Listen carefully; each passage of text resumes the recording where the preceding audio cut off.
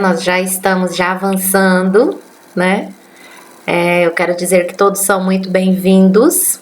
Mais uma vez eu quero registrar aqui nessa semana, né? Após esse primeiro ciclo que nós tivemos, eu quero registrar meus sinceros agradecimentos pelas orações e dizer que deu tudo certo com a graça de Deus e muito obrigada mesmo.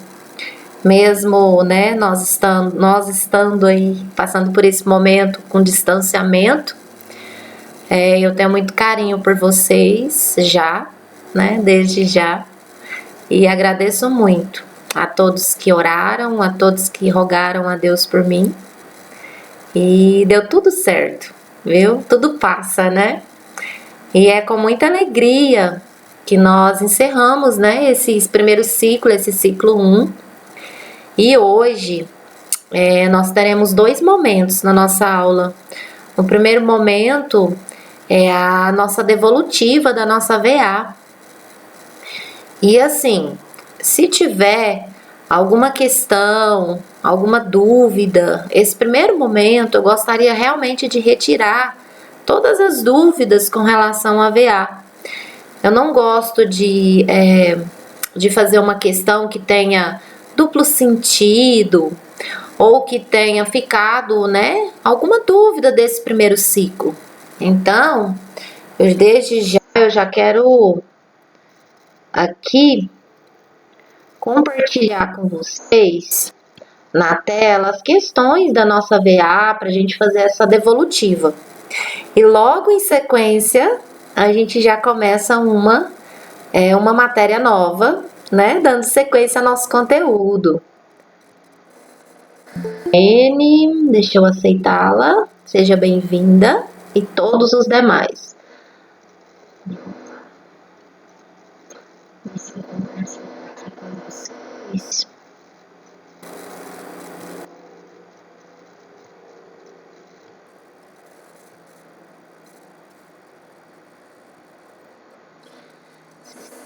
Indo ver aqui a nossa verificação de aprendizagem. Então, a nossa verificação de aprendizagem, né, nós tivemos aí 20 questões. Destas 20 questões, eu gostaria de fazer essa devolutiva. E se tiver alguma dúvida, alguém quiser abrir o áudio, quiser tirar essa dúvida, nós estamos aqui hoje, nesse primeiro momento, para a gente conversar acerca dessas dúvidas, tá? Então, vamos lá. A primeira questão diz o seguinte: o enunciado diz assim: os juízes não devem cuidar ou se preocupar com aquilo que é mínimo. Traduzindo para o direito romano, minimis nocura praeter. Trazido para o campo do direito penal em 1970 por Klaus Roxin, entre os vetores que norteiam tal princípio: letra A, ausência de periculosidade social da ação, reduzido grau de reprovabilidade do comportamento, mínima ofensividade da conduta, inexpressividade da lesão jurídica provocada. De acordo com os dados acima, se trata do princípio da insignificância? Claro que sim, né?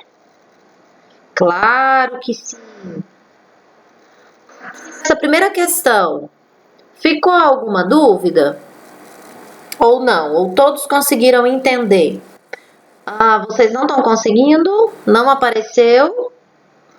Ótimo. Então, deixa eu colocar aqui para vocês.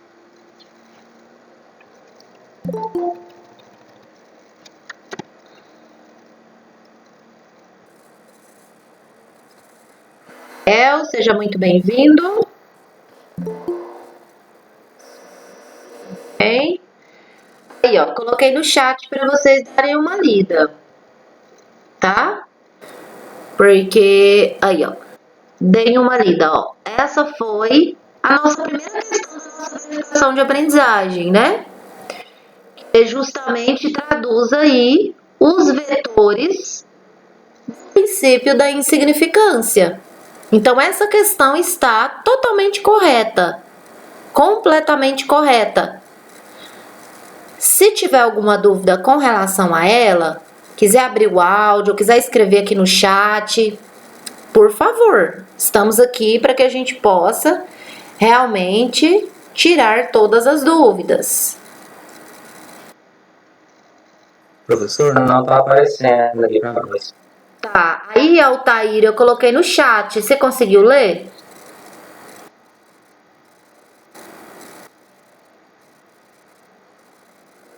Altair, você conseguiu ler? Ah, tá, beleza, professor, obrigado. Por nada. Pode ficar tranquilo que eu vou disponibilizando aqui no chat, aqui do lado. Olhada aí. Leiam ela. No chat não apareceu?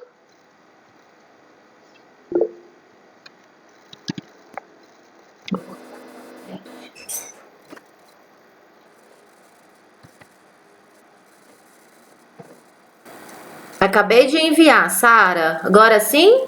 Ótimo, obrigada. Ótimo. Então, dê uma lida. Ó, os juízes não devem cuidar ou se preocupar com aquilo que é mínimo, né? Na verdade, isso aqui se trata, né, do princípio realmente da insignificância em função dos vetores.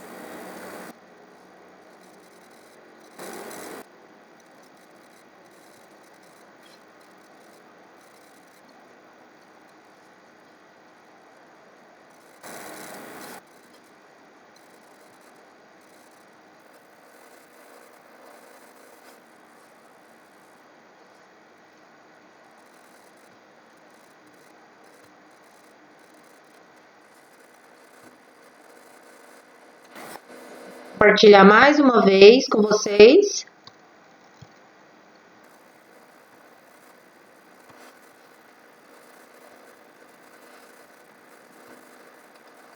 Deem uma olhada se agora vocês estão conseguindo ver as questões, por favor.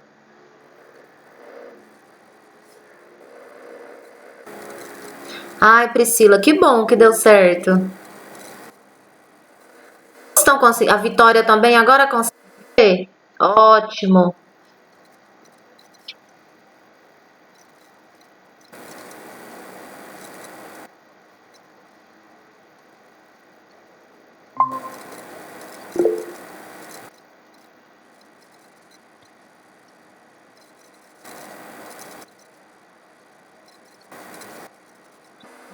Bom.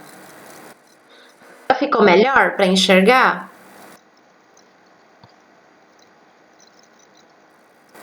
Que bom, Isabela, que bom que vocês estão conseguindo ouvir. Então, ó, 2, se tiver alguma dúvida, faz igual ao Altair, por favor. Pode me interromper com tranquilidade, tá? Nós temos tempo, hoje nós precisamos fazer a devolutiva e estamos aí à disposição, para que a gente possa tirar realmente todas as dúvidas. Então, vamos lá. Olha a questão número 2. A questão número 2 diz assim: as medidas provisórias não podem ser utilizadas no direito penal, nem mesmo para favorecer o réu. Um exemplo é o Estatuto do Desarmamento. Essa questão a gente teve em aula. Ó. Lei 10.826 de 2003, que ao entrar em vigor concedeu prazos prorrogáveis por diversas vezes para que a sociedade entregarem as armas ilegais à justiça. E tais prorrogações nunca foram feitas via medida provisória. Lembra que eu conversei com vocês em sala e eu disse, olha, foram feitas sim por medida provisória, lembra? Então é falso, né? Não é a regra, mas é claro que podem ser feitas, conforme a gente conversou. Então a resposta é que é falso, pois pode sim, tá?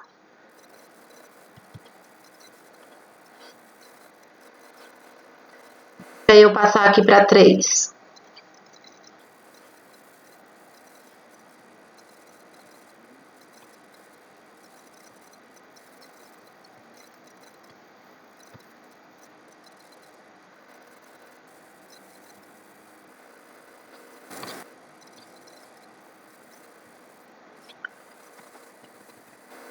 6.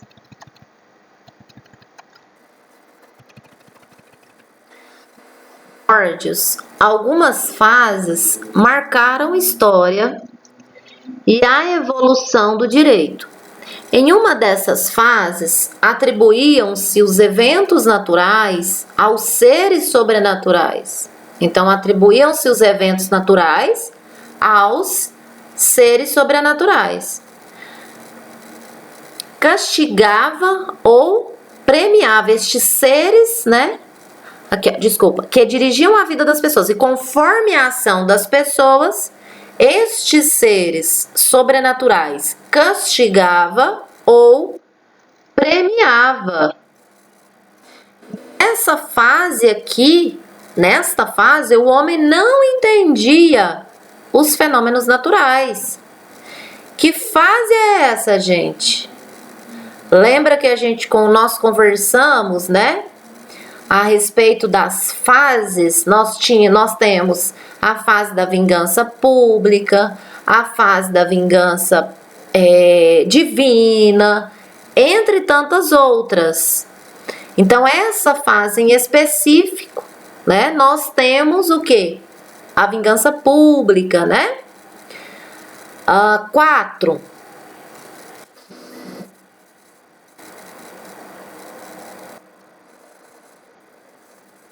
Não, na verdade, o homem não entende os fenômenos naturais, né? Fase da vingança divina, né, pessoal? 4. A evolução do direito penal é marcada por fases. Houve uma fase em que havia entre as penalidades aplicadas a perda da paz, que era imposta contra um membro do grupo, ele era banido, ele era excluído, né? Elijado, não sei se vocês já ouviram essa palavra, elijado, ele era excluído do grupo.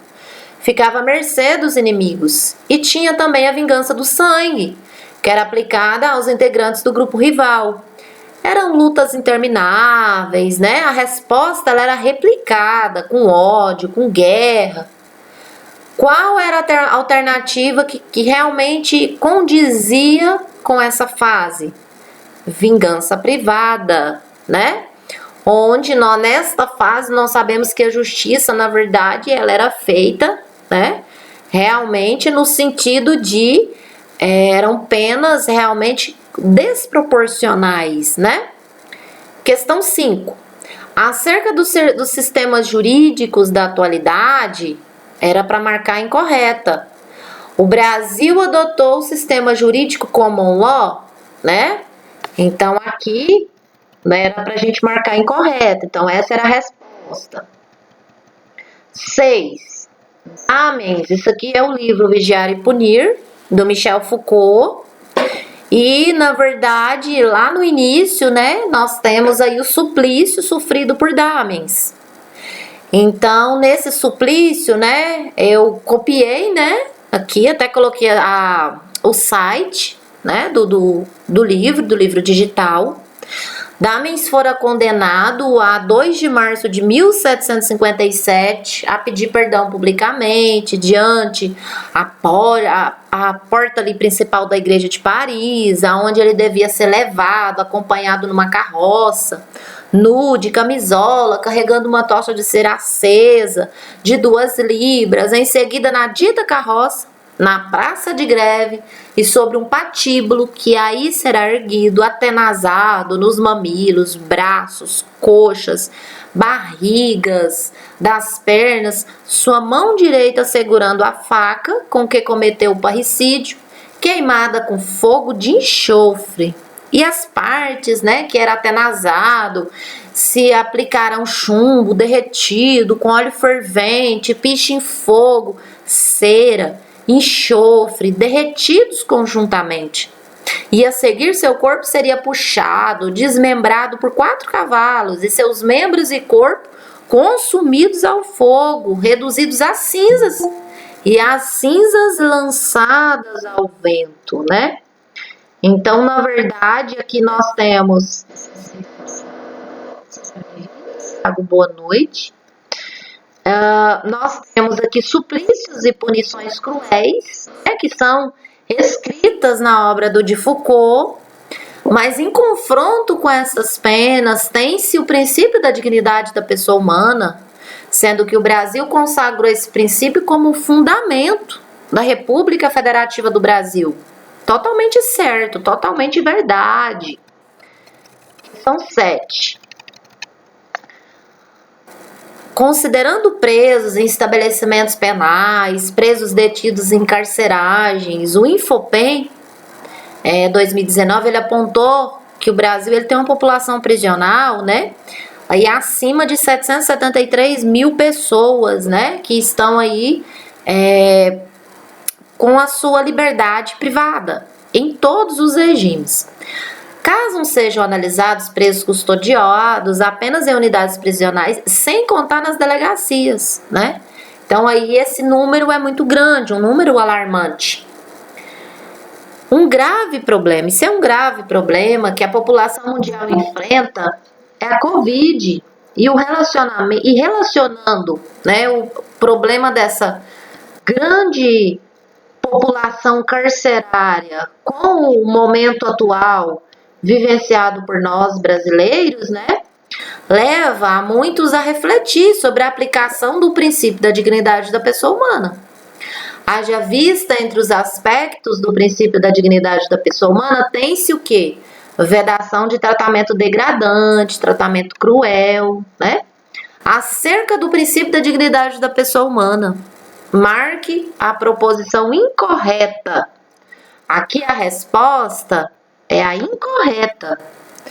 São penas de trabalho forçado, é permitido? Claro que não, né? Trabalho forçado é uma penalidade vedada constitucionalmente. Então, a alternativa à proposição incorreta é justamente aquela que prevê aí penas de trabalho forçado. 8.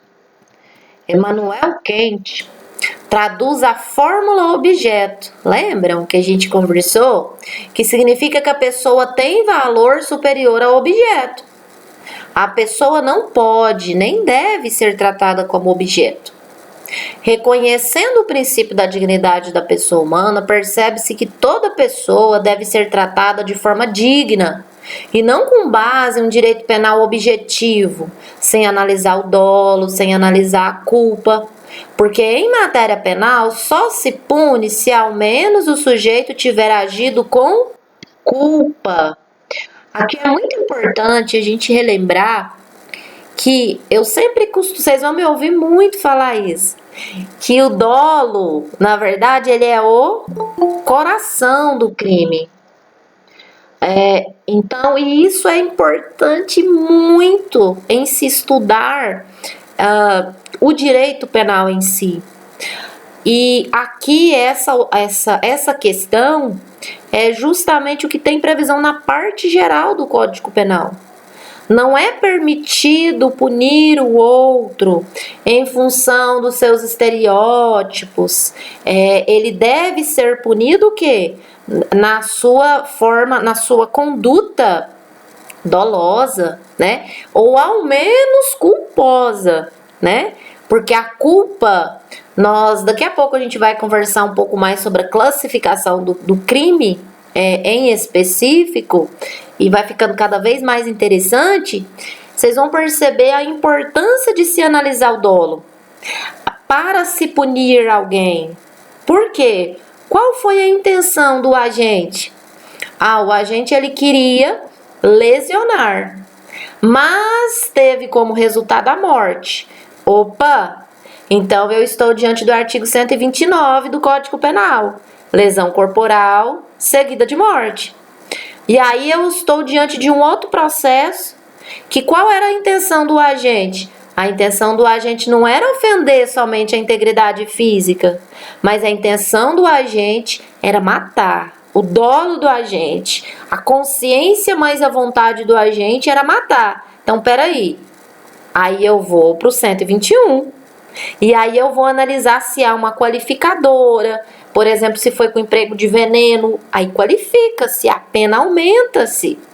Então, em matéria penal, o dolo é o coração, É o coração do crime. Ele é muito importante em ser analisado. Então, nessa questão aqui, ela realmente é muito verdadeira, em função de que realmente em matéria penal só se pune se ao menos o sujeito tiver agido com culpa. Questão 9. De acordo com o artigo 22, inciso 1 da Constituição Federal, a União é a fonte formal do direito penal. Opa! Fonte formal do direito penal?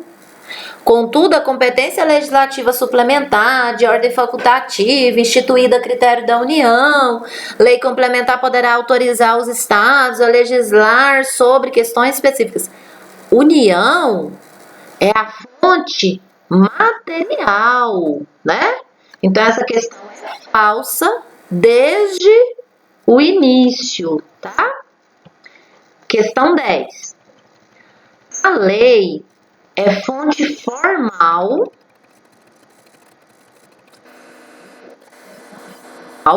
de conhecimento ou de cognição, sendo classificada como fonte formal imediata. Isso mesmo.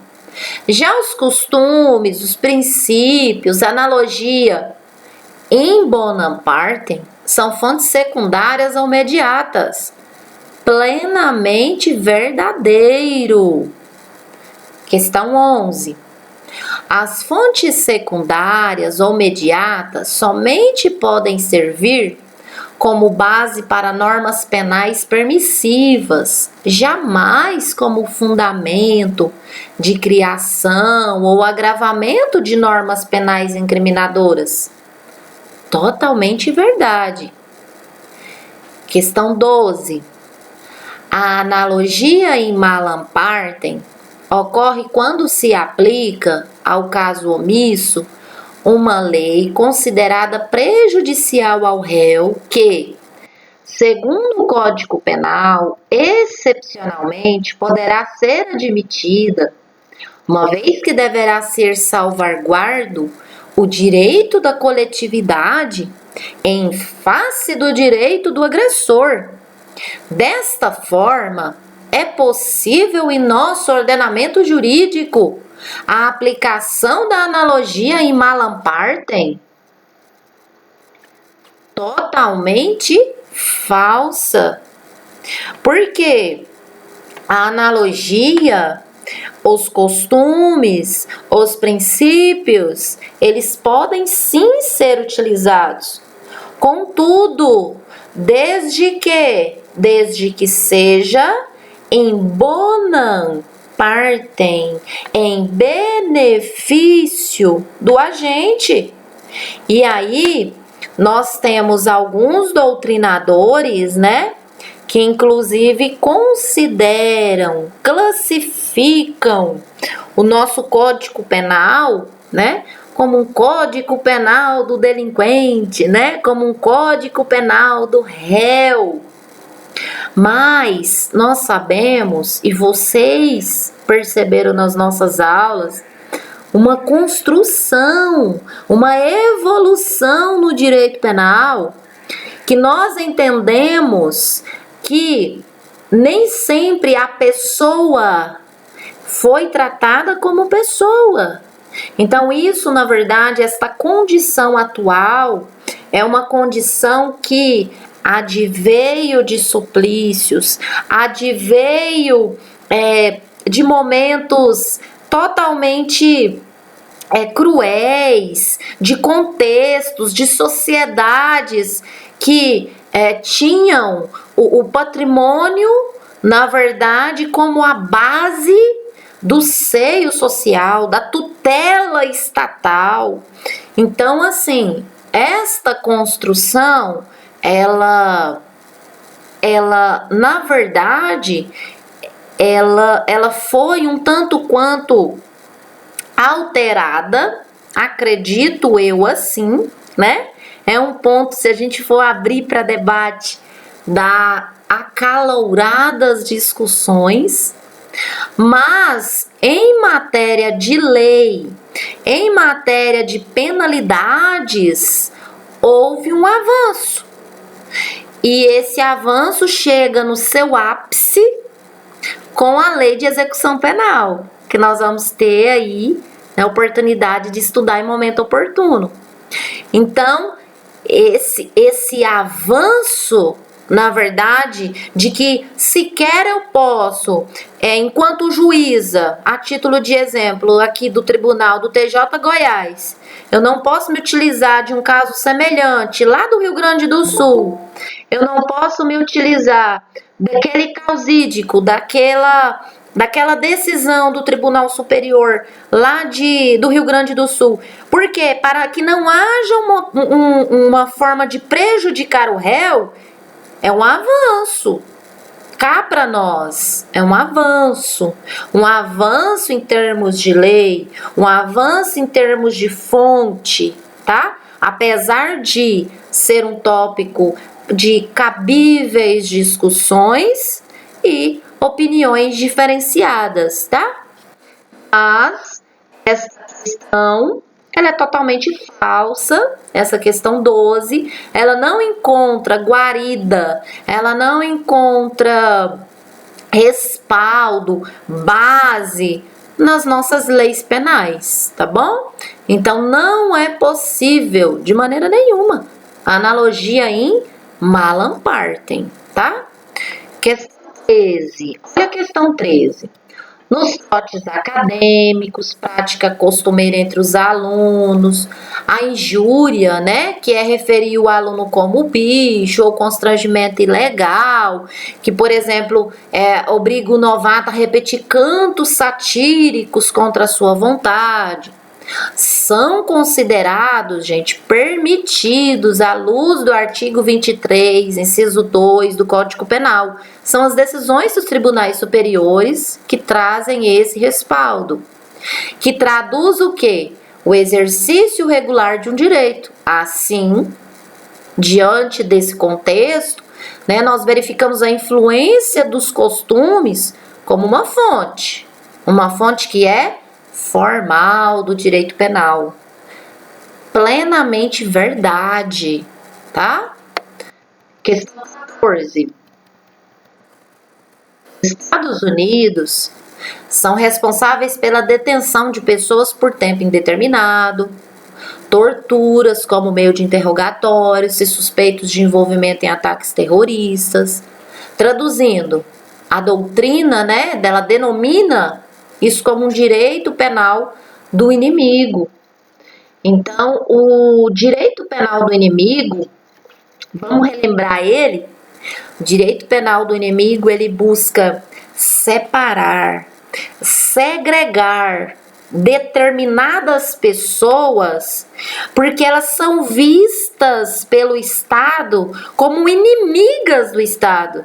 Então, estas pessoas, à luz do direito penal do inimigo, elas não devem ser tratadas como pessoa. Estas pessoas, elas devem ser tratadas sem o direito da ampla defesa, sem o direito ao contraditório. Então, por quê? Porque estas pessoas são inimigas estatais. E quem disse que elas são inimigas estatais é justamente a ação dessa pessoa. Então, esta pessoa, em função da sua conduta, ela foi declarada, né, pelo Estado como uma inimiga estatal, tá? Direito penal do inimigo. Verdade, questão 14. Questão 15. Acerca dos princípios que regem o direito penal brasileiro, assinale a alternativa incorreta. A alternativa incorreta aqui, vamos analisar cada uma destas, ó. Primeiro, o princípio da legalidade ou da reserva legal é uma cláusula pétrea? Sim. Pode ser alterado? Não. Não há crime sem lei, né? Ótimo. Cláusula pétrea. O princípio da reserva legal é um direito fundamental de primeira geração. Aqueles que buscam resguardar o ser humano da ingerência do Estado, né? Da ingerência indevida do Estado. Perfeito, tá certinho. O princípio da insignificância é um exemplo de princípio não positivado. Perfeitamente correto. Em face do princípio da irretroatividade penal, a lei penal não retroage, salvo para beneficiar o réu. Perfeitamente. Agora, olha a questão a lei penal nunca retroage em nenhuma hipótese. Totalmente incorreta, né? Questão 16. Suponhamos que determinada lei preveja subtrair objetos de arte, pena, a ser fixada pelo juiz conforme as circunstâncias do fato. Para um fato cometido após a sua vigência, é correto afirmar que essa referida lei fere quem? Princípio da legalidade. Lembra, não há crime se não tiver uma lei. Então é necessário que haja uma lei e dentro dessa lei tem que ter uma previsão de uma pena. Então essa história de dizer que essa pena deve ser fixada depois não está tendo o quê? Previsão legal da pena, tá? Então fere princípio da legalidade. 17. Analise, na verdade, as proposições. Olha a proposição 1. Não pode deixar de existir porque se encontra na Constituição Federal, sendo uma cláusula pétrea. 2. Garante a exclusividade da lei na criação de crimes e cominação de penas. 6. Surgiu na carta do rei João Sem Terra, em 1215, na Inglaterra. Opa, fácil. Nullum crime sine lege, não há crime sem lei. De que princípio que a gente está falando aqui? Letra D, ó. Princípio da legalidade ou reserva legal. Questão 18. O Código Criminal do Império de 1830 manteve a pena de morte dentre as sanções penais e foi responsável pela criação do dias-multa. Plenamente verdade. Questão 19. Jonas, ele é réu primário, tem bons antecedentes. Subtraiu para si uma mini barra de chocolate no valor de R$ 2,05. Olha só, valor ínfimo, né? Denunciado pela prática do crime de furto, o defensor público em atuação requereu a absolvição dele em razão do princípio da insignificância, em conformidade com a jurisprudência dos tribunais superiores. Totalmente verdade, valor ínfimo. E a última questão, questão 20. Nos séculos 18 e 19, a dimensão material do princípio da proporcionalidade está presente na ideia britânica, né? E também no conceito alemão. O alcance desse princípio era mais revelação de sintomas de patologias administrativas como arbitrariedade, exorbitância, de atos discricionários da administração, do que um princípio material de controle das atividades dos poderes públicos. No pós-guerra, as potencialidades expansivas do Instituto são cada vez mais sentidas pelos cidadãos e juristas comprometidos na radicação de um direito materialmente justo. A doutrina alemã ergue o princípio da proibição do excesso a princípio constitucional e começa a controlar os atos do poder público sob o ponto de vista do princípio da proporcionalidade. Canotilho, escreve bem, né? Então, aí vem a nossa questão. O direito penal fala ainda sobre a dupla face do princípio da proporcionalidade, sendo letra A, proibição do excesso, e letra B, proibição da proteção deficiente, insuficiente, né? Deficiente ou insuficiente. Plenamente verdade. E agora, né, que nós estamos fazendo esta devolutiva, eu gostaria aqui de perguntar se ficou alguma dúvida ou se vocês conseguiram compreender toda a devolutiva, ficou algum ponto obscuro?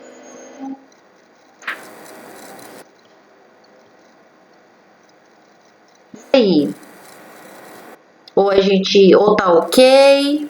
Gostariam de fazer algum comentário acerca da nossa VA? Ou a gente pode prosseguir?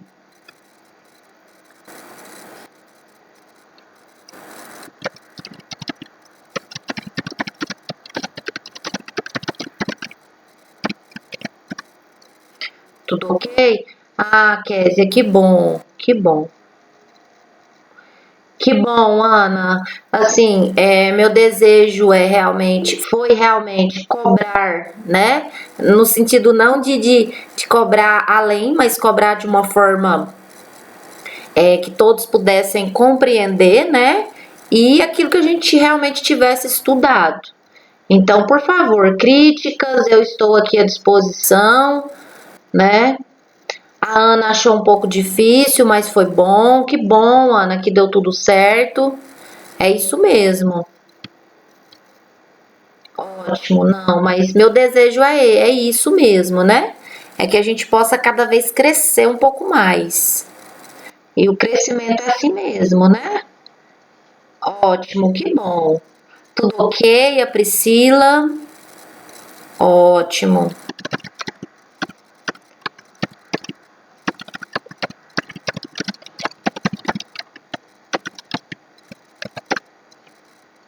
Caso tenha alguma crítica com relação à nossa verificação, eu também estou aqui à disposição, tá? Porque nós tivemos esse primeiro ciclo, né? E esse primeiro ciclo já dá pra gente ter uma certa avaliação, né? Então, eu estou aqui à disposição. Caso vocês queiram registrar aqui no chat, eu terei a honra de ler, tá?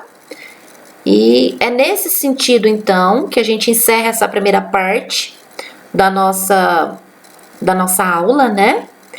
Dando essa devolutiva da nossa primeira verificação de aprendizagem.